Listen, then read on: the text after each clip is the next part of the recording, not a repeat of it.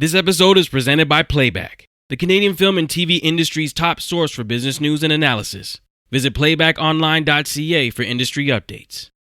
Canadian film and TV is at a crossroads. More talent than ever, but fewer doors open. How do diverse creators cut through the noise, get their projects greenlit by the decision makers, all without compromising the culture integrity of their story? On the DOV Elevate Podcast, we sit down with two guests who strategically navigated the pitfalls, the breakthroughs, and the mountaintop moments. The industry is shifting because culture isn't just a backdrop. It needs to be the lead. And it's time this industry treats Canadian stories as the rule, not the exception.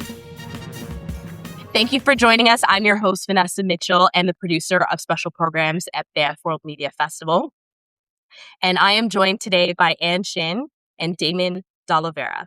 Hi, welcome, guys. Thanks for having us. Yeah, thanks for having us. So, Anne, you grew up in a mushroom farm in Langley, BC, and the daughter of Korean immigrants. And Damon, you came to Canada from Guyana in 1976. At what point did your love for film start? And I'll start with you for that one. I've always watched a lot of TV, but I remember going to like one of those repertoire cinemas to watch Terry Gilliam's Brazil in the Rep Theatre in Vancouver.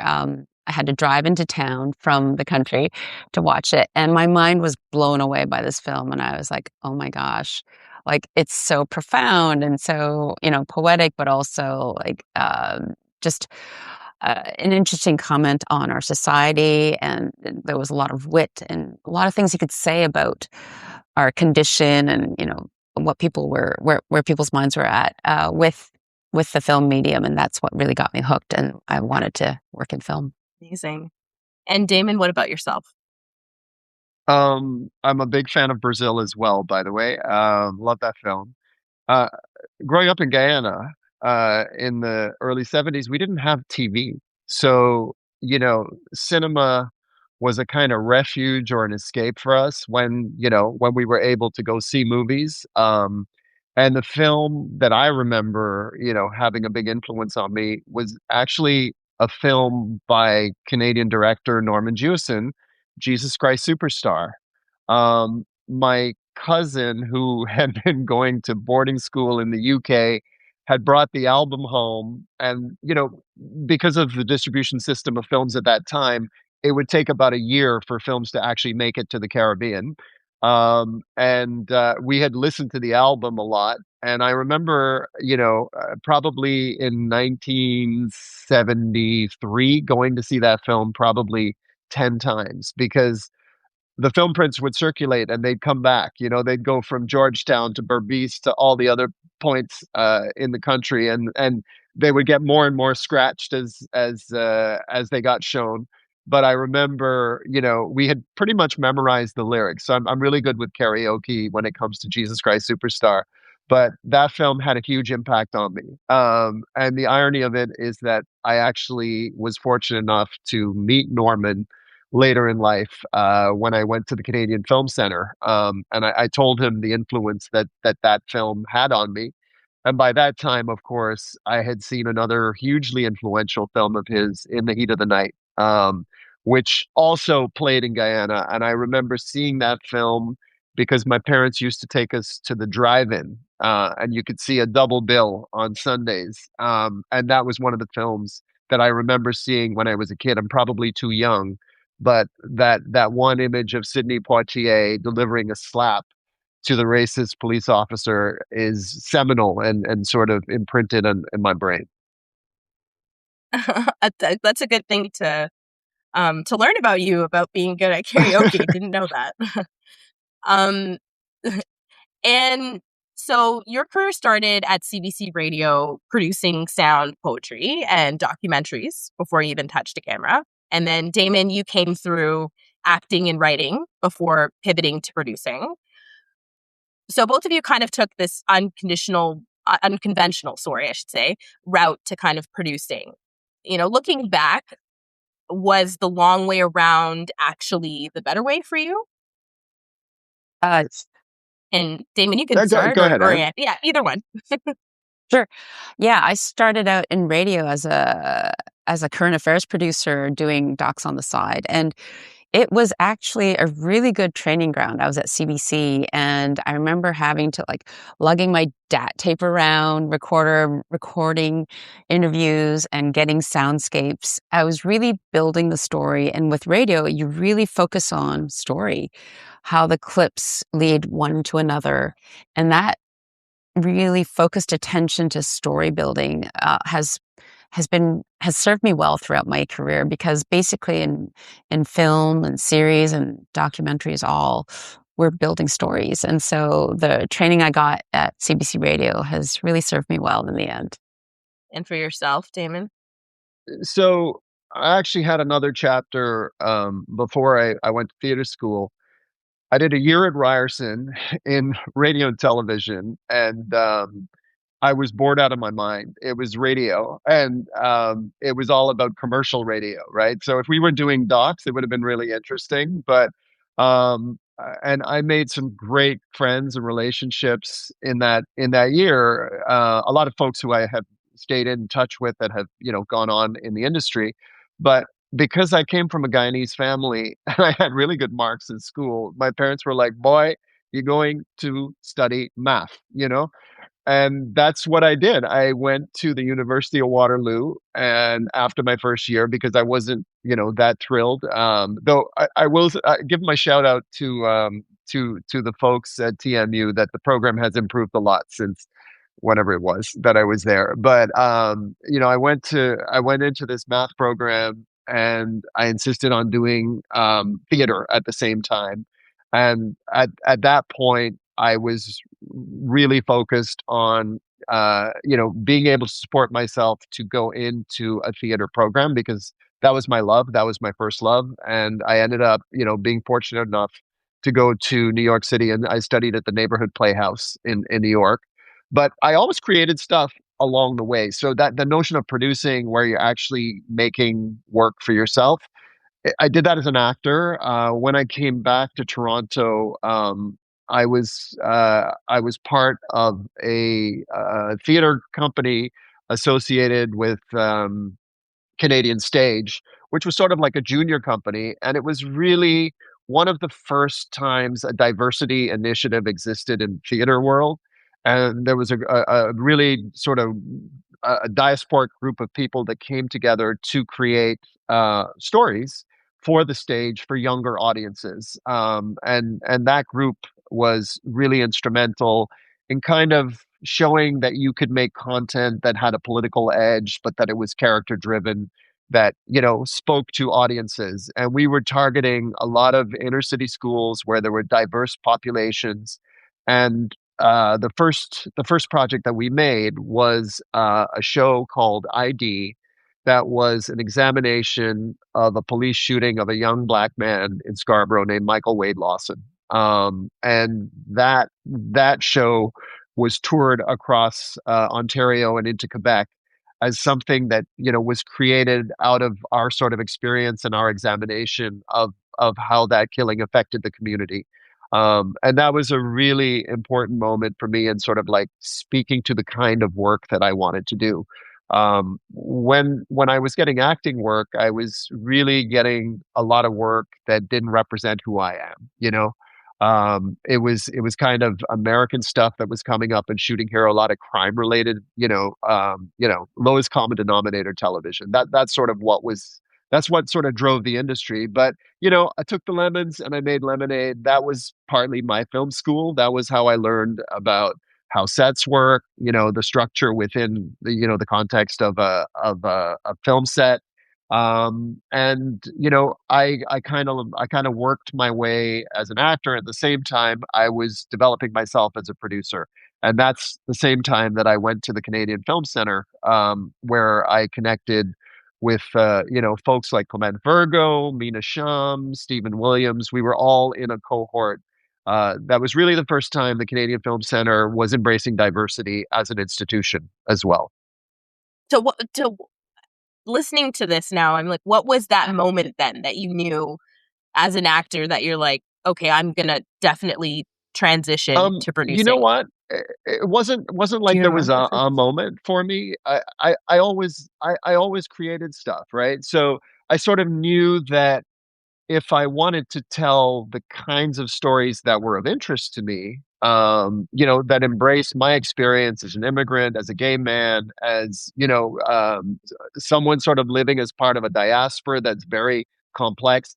I knew that I had to do that myself. And I think, the power of going into an institution like the Canadian Film Center is you start to sort of see other people that have been doing it themselves and learning how to do that. Like I didn't have that knowledge, and that's kind of what I got from my collaborations up at the Canadian Film Center, and the network of people that you meet as a result of going into an institution like that. So I kind of was almost shown a way or a path that I could take in order to make my own work. I didn't have that information before I went up to the Canadian Film Center. And that was really instrumental for me. A game changer. Amazing. Um, and we're just going to switch over to you in terms of talking about your first project.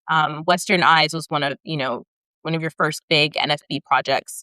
That was such a vulnerable and culturally specific story to tell right out the gate. How did you get that film made so early in your career, and what did it teach you about the kind of filmmaker that you wanted to be? Sure.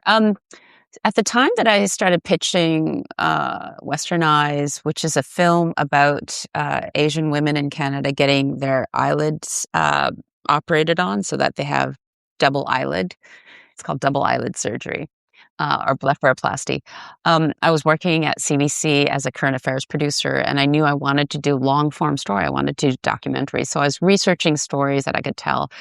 And one of the stories that I uncovered as a current affairs producer was there was a network of some people kind of related to gangs who were doing dog fights in the suburbs of Toronto, where it was like fighting, matches of fighting dogs where bets were laid, and people were like financing their sports cars and everything based on their dogs. And I was like, oh my gosh, this is a great story. I want to do this.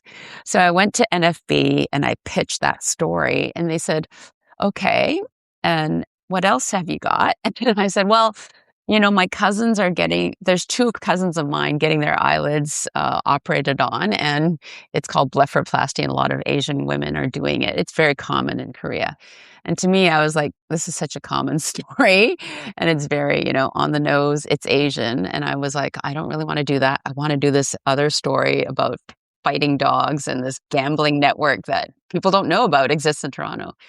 And the producer at the time at NFB told me, well, it seems to me you'd have better access with that story about blepharoplasty. And I was like, yes, I do have access to it, but it's just everyone knows about it. She goes, I don't know about it. And, we think it's probably a stronger pitch if you go with something that you have good access with. And I think that's the one lesson that I really learned there. So I really wanted to pitch that fighting dog network story, but I developed the Western Eyes pitch, and I pitched it, and I ended up getting my first grant. It was a real diversity reward. It was a competition at NFB with CBC also involved. And that was my first TV doc that I was able to get going off the ground. And I realized that, the lesson that I learned there was it really is important to do stories that you have a personal connection to or deep access with. And at the time, as a journalist or a current affairs producer, I just wanted to do what seemed like the most interesting, fun story. But I realized, you can go much deeper with stories that you have personal access into. And that's been something that's been also another guiding principle in my work, and also in my work as an executive producer, where I'm supporting other filmmakers who have access into stories that I don't personally, but I can support them as a producer in getting their stories told. I love that. That's such a cool story, because it's funny how you thought something that was just everybody knew is, common, but it was interesting. I got to watch it, and it was really, really interesting. I knew about it only maybe a few years ago from a few friends, but yeah, it wasn't not a common story to me. So yeah, it's amazing that how that kind of shook out. So David, when I was in grade 11, my teacher, Miss Milgrant, shout out to Miss Milgrant from high school from Rohag, handed me the Book of Negroes. And it was quite significant at the time because I was going to Earl Haig an art school, and at the time I was one of the few Black students there. And I remember her handing this book to me, and I couldn't put it down when I was reading it, and I felt so historically seen after reading it, and it really introduced me to the history of the Black loyalist. And this was grade 11. I'm born and raised in Canada, and it's the first time I'm hearing about this. So that was obviously largely missing in my education, and I'm sure much of those that grew up in Canada. You'd hear about the Harriet Tubman and Martin Luther King, all great historical things to learn, but we didn't really learn much Canadian history like that. And fundamentally, it kind of shifted how I understood my place in this country. And seeing that story move from, the pages to the screen, that was a whole new level of impact. And I remember my entire family, watched it together. To me, I felt like it was the roots for my generation.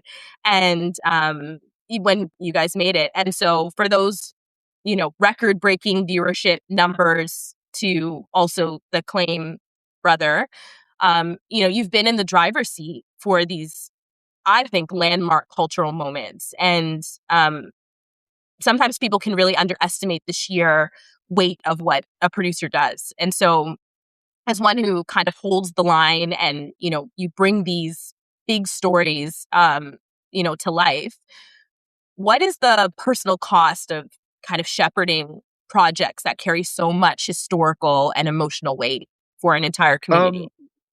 Look, for you, yeah. First of all, Lawrence Hill is an incredible human being and artist and creator. And the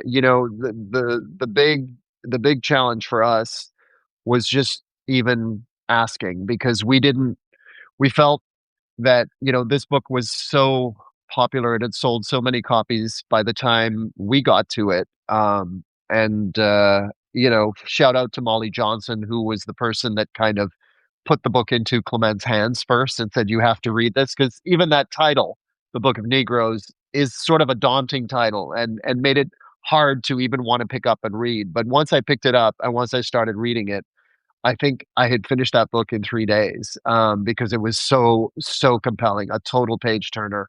And the reason that we did that, it's a combination of Clement and myself and Larry as well, because Larry was really instrumental in giving us permission, and we felt that it was a burden to be as loyal as we could to his writing. But to his credit, Lawrence Hill was the first person that said, I know it's film, I know it's TV, you have to make it your own. You have to take my story and make it your own. So he gave us the liberty, to extend the romance, and show one of the deaths that happens towards the end on screen as opposed to off screen. There were changes that we were a little hesitant at the start about wanting to make, because we respected the material so much. And with regards to Brother, David Cheriandy, also huge talent, wonderful artist, great collaborator. David was maybe not as involved in the writing of Brother, but really handed over to Clement as director-writer and trusted in Clement's vision for it. And the big shift, I guess, is we took the family from being a Trini family to a Jamaican family, because from Clement's perspective, he could kind of bring the details, as Anne talked about, the sort of cultural specificity. Even though they're both, islands in the Caribbean, it's so different, reggae versus soca, right? That's the kind of stuff that David, gave total freedom to Clement to do. And he was also interested to see another artist take his work and interpret it, So, like, did we feel the burden? Absolutely. because both of those books are, books that have been like prize-winning novels that, have a lot of accolades beside them. So it was really important for us to kind of step up in the making of it. And I would say for us, what's always been a real challenge when you're making something, you're really trying to make it for as many people that can see it. So you're trying to sort of get to the essence, even, in the context of telling a specifically cultural story, you're trying to reach an audience beyond that culture that you're telling the story about. And, a big part of that is casting. And in both cases, we really fought to get the right cast into the film to be able, to sort of put it up on the stage. In the case of the Book of Negroes, Lou Gossett Jr., Anjanou Ellis. It was, it was a real journey to sort of bring that talent to the table. But I think at the end of the day, Cuba Gooding, exactly. You know, our Canadian partners recognized how important that was, especially to sort of getting it outside of Canada. And that's the challenge right now when you're making narrative work. Like casting is so important. In the case of Brother, well, we always loved Lamar. He was always on our list for for the role of Michael. And Francis, that character, when we saw Aaron Pierre, we knew we had to have him. It involved a lot of complicated backflips because it was COVID when we shot that. It was 2021. And Aaron lived in London. So, that's where you kind of had to go into quarantine for 10 days. And we pushed our schedule to be able to accommodate his participation in the film. But, it's amazing to see, how his career has taken off ever since. So, um, yeah. Amazing, But absolutely that was, amazing. like when you talk Yeah. about living up to the sort of the level of the books, I do think your ability to sort of bring the right people into those projects is what can really help elevate the project. So absolutely, that was something that we felt, casting our work is super important part of. Um, and then, I So then, what's no, yeah, you go go. ahead. Well, I was just thinking, then what's the balance then? Between you're talking about reaching a wider audience beyond just the community you're making this for. How do you find the balance that, like, as I mentioned before, this really spoke to me personally and my family and the Black Canadian community, but then also still reaching that wider audience. So maybe the question more is, what are there things that are compromised, or Uh, where's that balance, I I guess? think it's about creating universal emotional experience for an audience. Um, I wouldn't say that anything was Okay. compromised in Brother, but we've shown it to a lot of audiences across the country, and it's that emotional connection to the situation that the characters are in that feels universal. I think to a broad audience, and that's Right. really what we try to work on in our material. And I think the specificity in a way helps that. The deeper you dive into the specificity of a culture or something, you can show the nuances. And that's what brings emotional resonance to material. Amazing. And for you, yourself, I kind of want to throw that question to you. Is there a personal cost of shepherding projects as well for yourself that have that, um, the weight of of your community? There is. I've directed documentaries about North Korean defectors, or also films about former veterans on either side of a war, the Iran-Iraq War, two war vets, and who ended up meeting again at 15 years later, just completely out of context. And yeah, when you're talking to people who have come through real specific cultural experiences or traumas like the trauma of war, um, a space opens up in the interview where it's like a therapeutic process. This space where questions are posed to the person where they they're answering and considering things that they might not have considered or expressing before.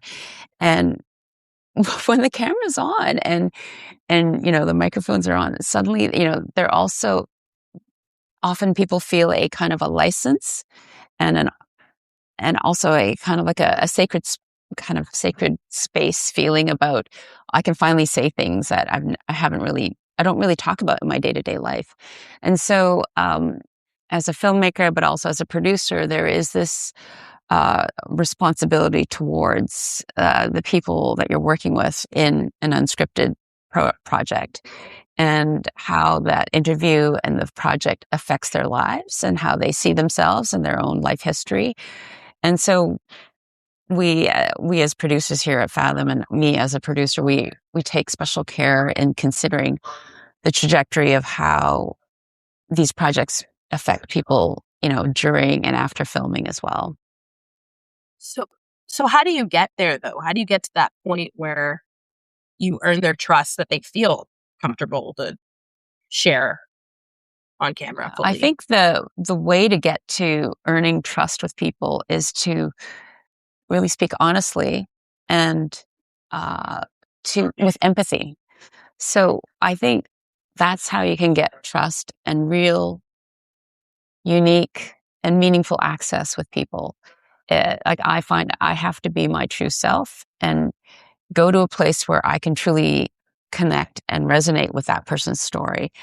And that elicits just a great kind of, when someone is seen and recognized, they feel the trust immediately, because that's really what we're doing here as storytellers. We're trying to tell the world and reflect the world back to them, right? And that's what we're trying to do with our stories. And I find that when, as a producer or a filmmaker, you're working from an honest place and you're connecting with your participants, that comes through in, the way everything is filmed, the way the interviews come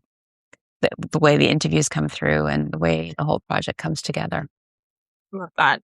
And Damon, would you say that's true for you too when you're approaching, like a Lawrence Hill and gaining that trust in terms of making it into a TV series? Absolutely. I think there's a similar process. It's interesting to hear and tell that story. I think when you have material that has a lot of sort of deep emotional vulnerability, I think actors really look to who's leading that project to feel comfortable enough to go to those places. And that's something that I credit Clement, really, really being protective of his cast. And, we'll close a set down to do a rehearsal of an emotionally intimate scene just to make sure that everyone involved, and I feel like my background in acting is that ability to be vulnerable is really helped if you feel you're safe, and it's always about creating that sense of safety for actors to get to that place, to tell the story that they need. And Clement is incredibly sensitive to his talent, and he'll change his approach depending on who the actor is, because every actor has a different approach. So that's something that we're always hyper vigilant about, because at the end of the day, what's going to be recorded on that piece of film is going to be what you're left with, and you want to make sure that your talent is 100% there and ready to give what is needed for that to happen. And it feels, in some ways I envy documentary, because you're sort of dealing with real people in a situation, but you're kind of in an artificial structure, right? As they're telling their story. I'm always fascinated by that. And I'm getting a little bit more involved in docs right now. So we can have conversations about that, Anne. For sure. Yeah. I mean, because what you do is you find the people's stories, and then you start to focus in on the pivotal moments and what's most important in their stories.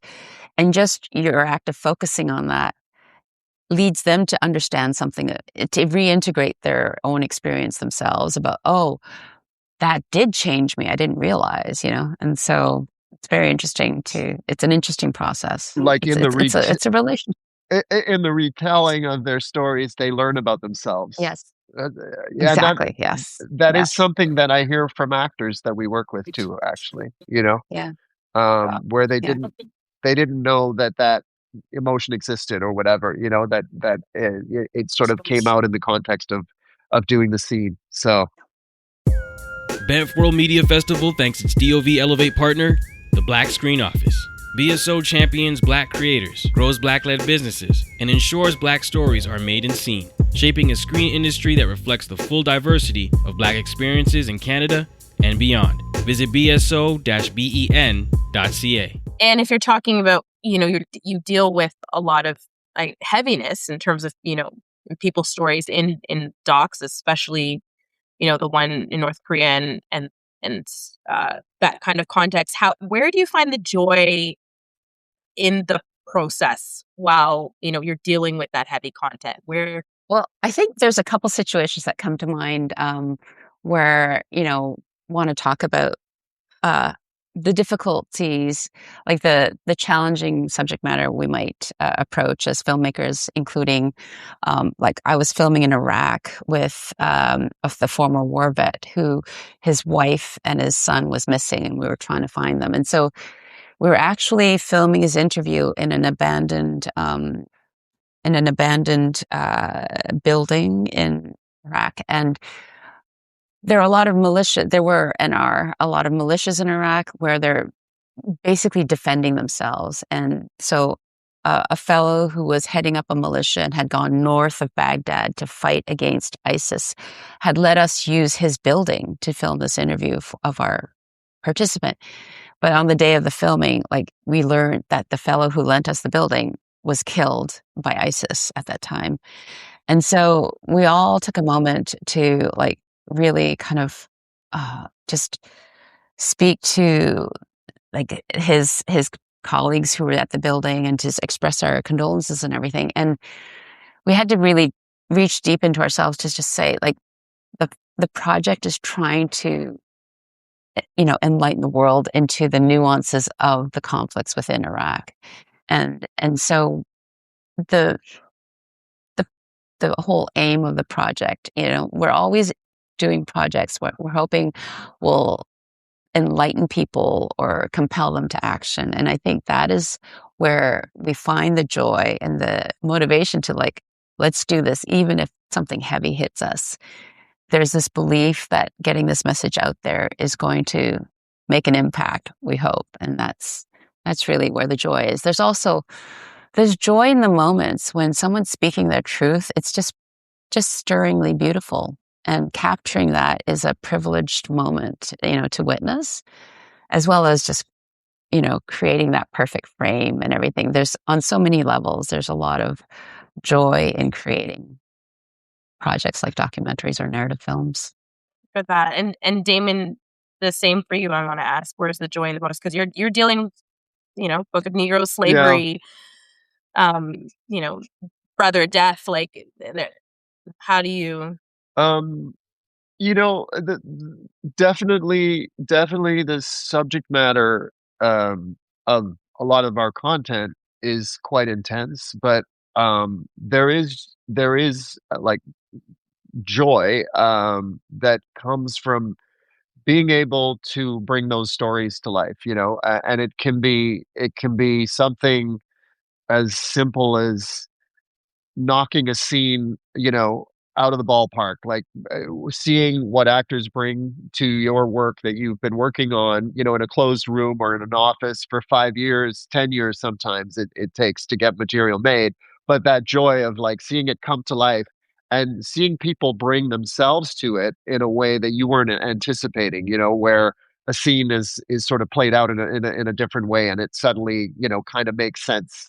And you weren't expecting that, those surprises, the ability to, to kind of what we do is really hard as producers. Let's face it. I don't wish independent producing on a lot of people. I think you have to be cut from a certain amount of cloth because of all the bullshit that we have to deal with on a day-to-day basis.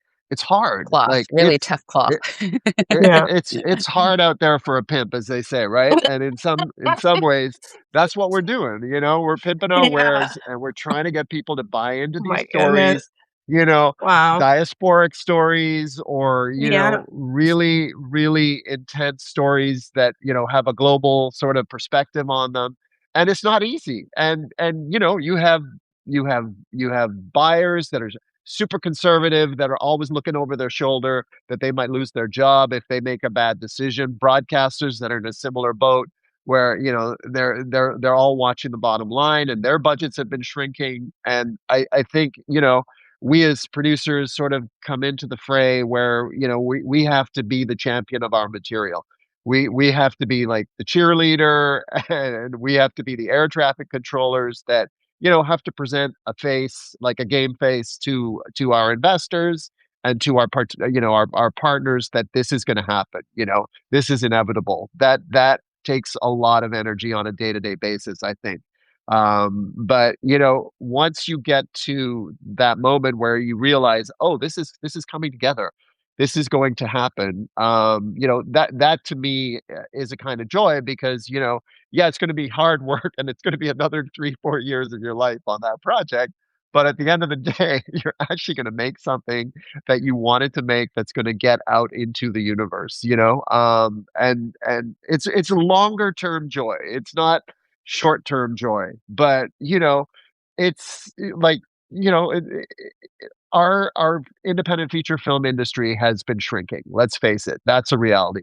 The funding that's available for documentaries has pretty much dried up, right? And I think the other thing that we have to do as producers is we kind of have to point that out, to the folks that are running our systems. Like, look, hey, this may not exist anymore if we don't make some change, some structural change in the way things get made and financed. And I'd say in the sort of second half of my career, I've shifted to advocacy a bit, because I realize how important that is becoming in order to keep our Yes. very, fertile Canadian industry going. So, yeah. 100%. It's definitely half of the battle, for sure. And this is why, we have programs like this, like DOV. Um, and actually, do you want to speak on that too, in terms of, it's not for the faint of heart, building your own production company and producing independently. How has it been for you? And how has it kept you through? I'd say that I started Fathom as just out of love of making documentaries, and it's grown over the years to doing documentary series and factual, and now we're starting with scripted as well. And I think that as we've grown, we've really kept true to our first love, which is story that really speaks to people universally, but often comes from like underrepresented communities. And that also, we've also had to really like move with the times, because as Damon has hinted at, like our industry has been changing so much that, traditional funding has been shrinking. The distribution channels has been changing drastically.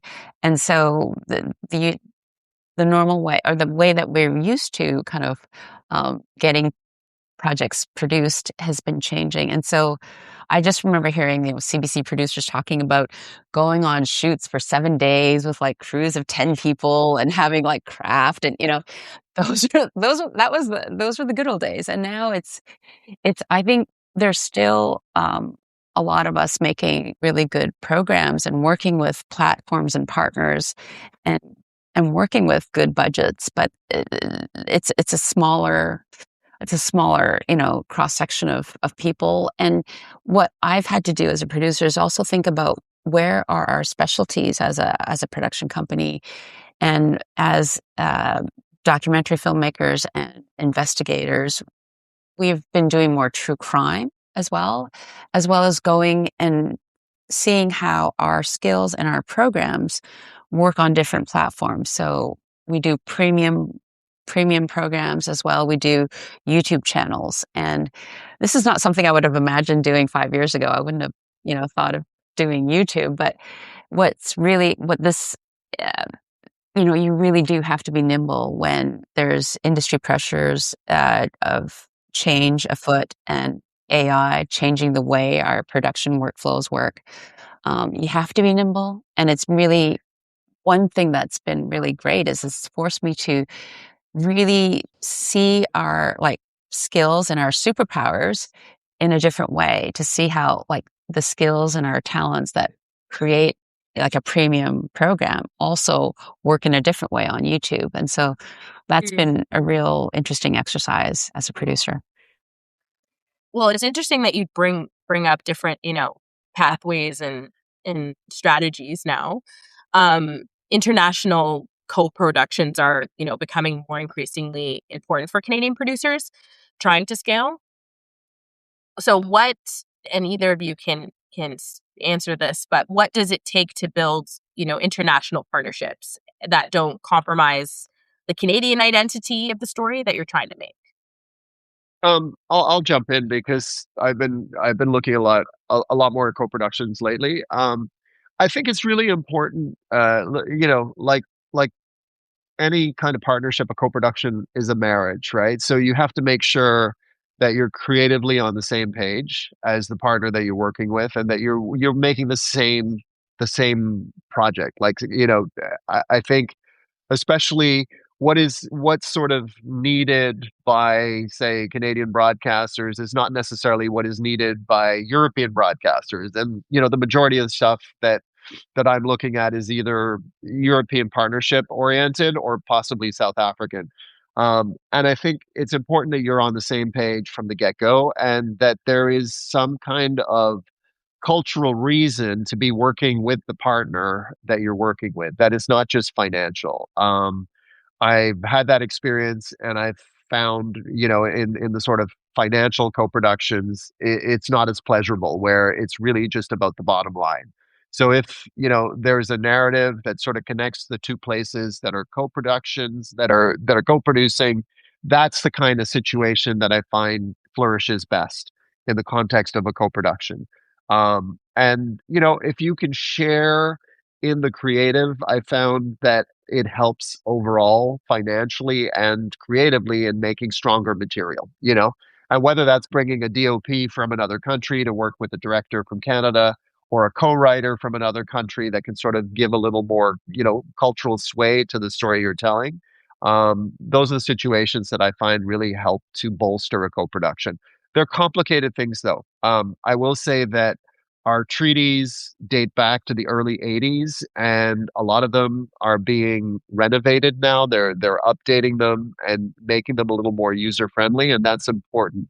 If, we're being urged to look at doing more and more co-productions, I think we need to take a look at the actual treaties themselves and put more flexibility into it, because the pie is shrinking that we have access to fund our projects. So sometimes they can be onerous to the content that you're trying to make, the actual co-production treaty itself. So that's something that needs to be looked at. Yep. And just any thoughts on that? Yeah. Yeah.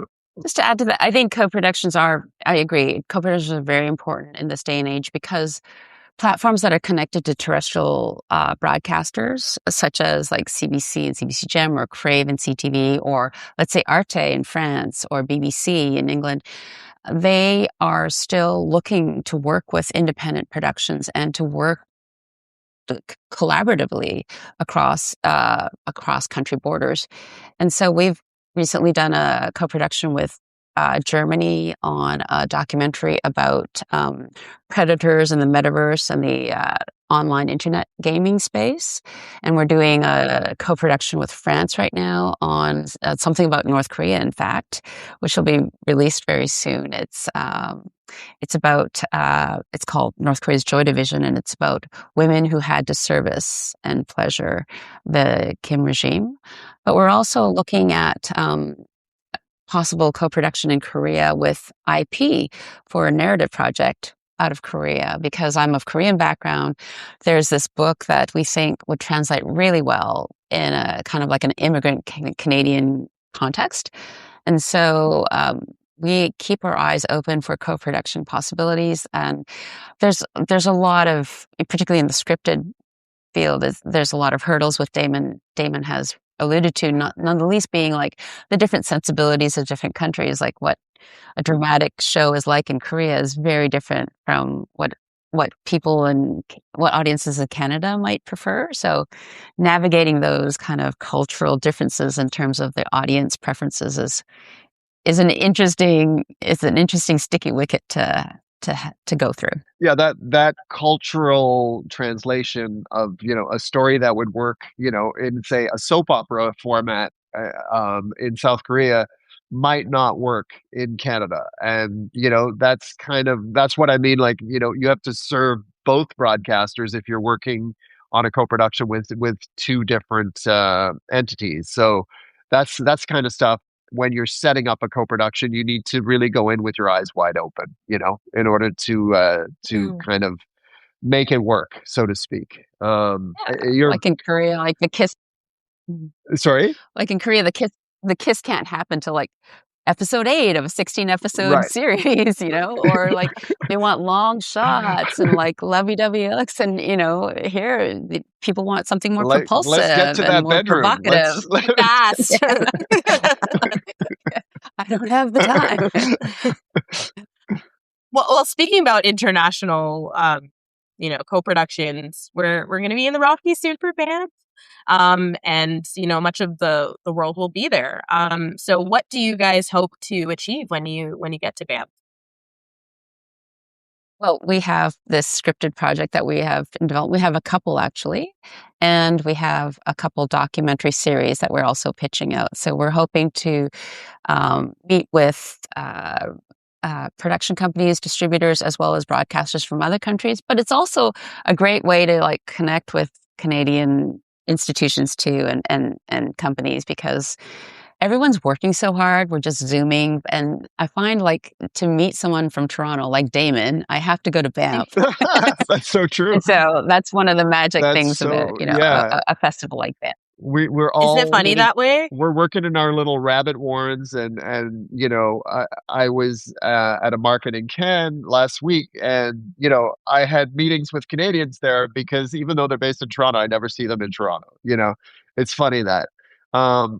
Very similar, going to Banff because it's a good meeting point. I'm always interested in meeting folks from away who, might be interested in the kind of work that we make, just to, further relationships in some cases, make introductions.